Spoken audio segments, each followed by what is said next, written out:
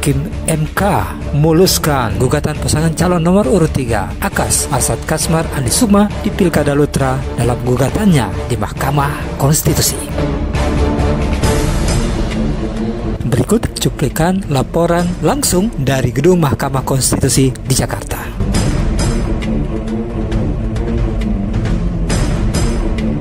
Kabupaten Luwu Utara berkedudukan di Jalan Simburu Siang, Kelurahan Baliase, Kecamatan Masamba, Kabupaten Luwu Utara, selanjutnya sebagai termohon. Dalam hal ini mengajukan permohonan kepada Mahkamah Konstitusi perihal perselisihan perolehan suara hasil pemilihan Bupati dan Wakil Bupati Kabupaten Luwu Utara berdasarkan keputusan KPUD Kabupaten Luwu Utara nomor 980 dan seterusnya dibacakan tahun 2020 tanggal 16 Desember 2020 yang diumumkan pada hari Rabu tanggal 16 Desember pukul 19.00 WITA. Kewenangan Mahkamah Konstitusi dianggap dibacakan, pendudukan hukum pemohon dianggap dibacakan, tenggang waktu permohonan dianggap dibacakan, Yang Mulia. Pokok permohonan.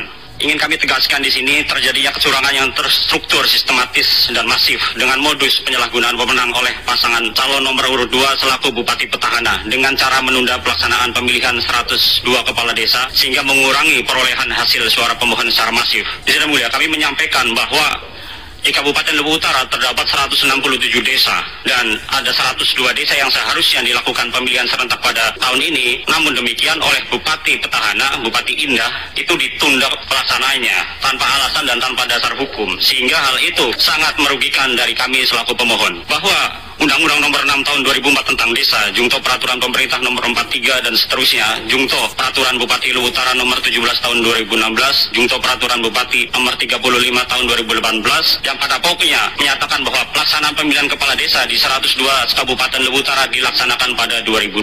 Namun hingga saat ini tidak pernah dilaksanakan. Penundaan pemilihan kepala desa tersebut didasari pada kesewenang-wenangan Bupati Luwu Utara tanpa adanya dasar hukum atau peraturan daerah yang disepakati antara Bupati dan DPRD Kabupaten Luwu Utara. Dan hal itu jelas melanggar pasal 71 Undang-Undang Nomor 10 Tahun 2016 dan seterusnya tentang pemilihan gubernur, bupati, dan wakil wali kota menjadi undang-undang. Bahwa dengan adanya fakta tidak adanya netralitas di 102 desa itu, ini sangat signifikan, Yang Mulia, mempengaruhi pemilihan kepala daerah, bupati, dan wakil bupati di Kabupaten Luwu Utara. Kami di sini tampilkan di halaman 11 daftar nama desa yang ditunda pelaksanaan pemilihan kepala desa oleh bupati secara melawan hukum. 1, di Kecamatan Malangke ada sekitar 14 desa, di Kecamatan Bone-Bone ada sekitar 10 desa, di Masamba ada sekitar 16 desa, di Sabang ada 9 desa, di Sabang Selatan ada 10 desa, di Rongkong ada 7 desa, di Sukamaju ada 14 desa, di Sukamaju Selatan ada 12 desa, di Seko ada 12 desa, di Malangke Barat ada 13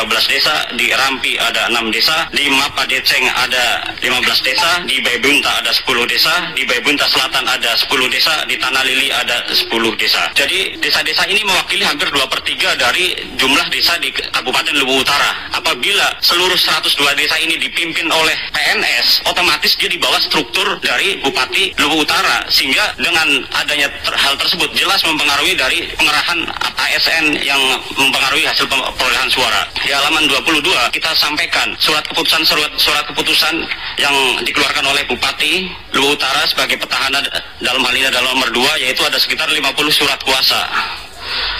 Yang Mulia, kita di sini ada tanggal-tanggal yang ditetapkan, bahkan sebulan 2 bulan sebelum penetapan, 3 bulan sebelum dia sebagai calon bupati, dia masih membuat, bahkan menjelang penetapan sebagai pasangan calon, dia mengeluarkan surat keputusan terkait dengan pengangkatan kepala desa ini. Bahwa pejabat sementara desa sebagaimana dimaksud dalam tabel-tabel yang kami sampaikan, jelas menguntungkan pasangan calon urut nomor 2. Hal ini dikarenakan kebijakan-kebijakan pemerintah berjalan dari bupati, selanjutnya kepala dinas, selanjutnya kepada kecamatan, kepala desa sebagai ujung tombak dari masyarakat. Kepanjangan tangan dari pemerintah daerah Kabupaten Luwu Utara telah sangat jelas dan masif terlihat secara terstruktur bahwa itu dimanfaatkan oleh Bupati Petahana. Hal ini jelas melanggar pasal 71 ayat 1 Undang-Undang Nomor 10 Tahun 2016 yang berbunyi, pejabat negara, pejabat aparatur sipil negara, dan kepala desa atau sebutan lain lurah dilarang membuat keputusan dan atau tindakan yang menguntungkan atau merugikan salah satu calon selama masa kampanye. Jadi Yang Mulia, apabila kita sampaikan bahwa justru bupati ini yang menyuruh 102 desa ini secara langsung Yang Mulia, dan bahkan setelah masa cuti kampanye 4 hari sebelum pemilihan tanggal 9 Desember 2020, bupati mengumpulkan desa dan perangkat-perangkat aparatur sipil negara untuk berkumpul di kabupaten, sehingga alasannya adalah untuk menjalankan program pemerintah, dan hal ini adalah program yang sangat tidak adil yang mulia, tidak memberikan permainan yang adil atau fair trial untuk 3 pasangan calon ini, yaitu antara kami selaku pemohon dan pasangan nomor 1 dan nomor 3. Jadi hal itu telah menguntungkan jumlah suara yang diperoleh oleh pihak terkait yang hadir dalam hari ini, yaitu Haji Indah Putri Indriani SIP dan MSI, Syuaib Mansur. Yang kami sesalkan, Bupati ini adalah dosen yang seharusnya memberikan contoh kepada masyarakat, khususnya Kabupaten Luwu Utara sebagai kabupaten baru, harus menghadirkan pemerintah yang bersih dan adil. Dan apabila pun ada pemilihan kepala daerah, seharusnya diberikan contoh yang mulia bagaimana kebijakan pemerintah daerah, kebijakan bupati itu memberikan keadilan selama proses pemilihan. Selanjutnya, selain itu, Bupati nomor 2 selaku petahana juga telah terbukti melakukan kecurangan dengan membuat beberapa kebijakan-kebijakan, yaitu dengan adanya program bedah rumah yang dikhususkan kepada masyarakat desa dengan data dari pemerintahan desa untuk merenovasi rumah-rumah milik warga yang sebelumnya ditanyai bahwa mereka akan mendukung petahana. Selanjutnya mengenai bantuan langsung tunai bagi warga yang terdampak COVID, dengan berbarengan dari adanya alasan-alasan inilah dia bisa menyalurkan melalui perangkat-perangkat desa untuk meyakinkan warga yang sebelumnya diyakinkan bahwa mereka adalah akan memilih dari Bupati Petahana.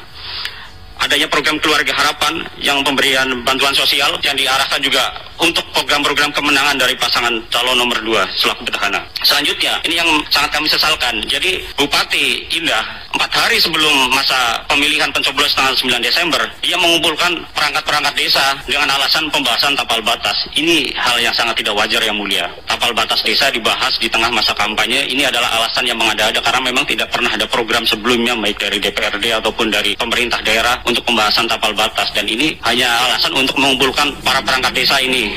Selanjutnya, bahwa tindakan dari Bupati Petahana tersebut jelas melanggar pasal 71 ayat 3, yaitu petahana dilarang menggunakan program dan kegiatan pemerintah daerah untuk kegiatan pemilihan 6 bulan sebelum masa jabatannya berakhir. Dan ini jelas yang mulia bahwa ini telah dimanfaatkan oleh Bupati Petahana, di mana dia memperoleh kekuasaan dan dia mempunyai jalur birokrasi yang terstruktur.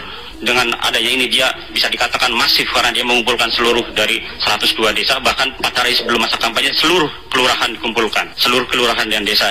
Dan hal ini jelas merugikan kami yang mulia. Dan selanjutnya adalah pengerahan dari aparatur sipil negara yang dilakukan oleh Bupati, bahwa pemohon sendiri pernah melaporkan kejadian mengenai pengarahan AS ini kepada Bawaslu dan telah ditindaklanjuti dengan mengirimkan surat kepada Ketua Komisi Aparatur Sipil Negara tanggal 23 September yang jelas menulis bahwa berdasarkan hasil pemeriksaan dokumen atau saksi, kajian dan musyawarah Ketua anggota Badan Pengawas Pemilihan Umum telah ada unsur-unsur yang melawan netralitas ASN yang mulia, yang seharusnya ditindaklanjuti oleh Bawaslu dan KPU untuk mengawasi lebih jauh dari adanya kecurangan-kecurangan yang dilakukan oleh Bupati Petahana. Selanjutnya mengenai kesalahan-kesalahan yang dilakukan oleh KPU Kabupaten Luwu Utara, bahwa tindakan salah satunya adalah adanya LO yang melanggar ketentuan peraturan KPU nomor 5 tahun 2020 tentang penyerahan hasil pemeriksaan kesehatan, yaitu adanya permasalahan antara pemohon dan termohon dan para pasangan calon yang lain. Ya, pemohon waktunya sudah 10 menit. Baik yang mulia, izin yang mulia. Kecurangan yang dilakukan adalah program Kartu Indonesia Sehat yang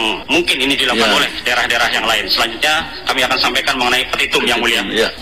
Mengabulkan permohonan pemohon untuk seluruhnya. Yang kedua, membatalkan keputusan KPU Kabupaten Luwu Utara nomor 980 dan seterusnya tanggal 16 Desember 2020 pukul 19.00 WIB. Yang 3, membatalkan keputusan KPU Kabupaten Daerah Luwu Utara nomor, izin yang mulia, ini kita ada kesalahan tulis dari nomor 401 menjadi 367 PL.02.3 strip KPT garis miring 7322 garis miring KPU strip KAP garis miring ini Romawi 9 yang mulia, ini bukan X kurang strip 1 kurang huruf I, jadi Romawi 9 garis miring 2020 tentang penetapan pasangan calon usulan partai politik atau gabungan partai politik sebagai peserta pemilihan Bupati dan Wakil Bupati Luwu Utara tahun 2020 atas nama Indah Putri Indriani atau dan Syuaib Mansur. Jadi kita ingin memohon kepada Mahkamah Konstitusi untuk mendiskualifikasi Indah Putri Indriani dan Syuaib Mansur karena kecurangan-kecurangan yang dilakukan secara terstruktur, sistematis dan masif. Selanjutnya yang memerintahkan. Demikian laporan dari Jakarta, dari Gedung Mahkamah Konstitusi, dan kita kembali ke Luwu Utara.